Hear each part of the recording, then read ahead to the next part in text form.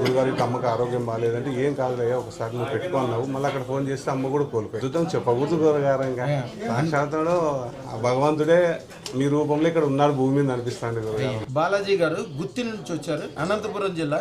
వీరు యాక్చువల్గా 2 years క్రితం అదృష్టం పెట్టుకున్నారు. అప్పుడు ఫోటో చూపిస్తారు చూడండి, అప్పుడు ఫోటో అది. ఇప్పుడున్న ఆయన ఫోటో చూడండి. నేను ఎంత గొప్పగా అయ్యానో ఎంత నరకం అండి. అప్పుడు అసలు నేను బతుకుతాను అనుకోలేదు, ఉంటాను అనుకోలేదు.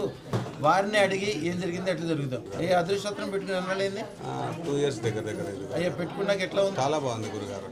ఇక్కడికి వచ్చి అడుగు పెట్టిన తర్వాత ఇంకా నేను బయలుదేరక ముందే కొన్ని సమస్యలన్నీ అక్కడికడే ఫోన్లోనే సెటిల్మెంట్ అయినాయి. అక్కడ పోయినాక 9 daysకి మీరు చెప్పినట్లు చేసినాను నేను. ఆ విధంగా చేసిన తర్వాత చాలా అద్భుతాలు జరిగినాయి గురుగారు.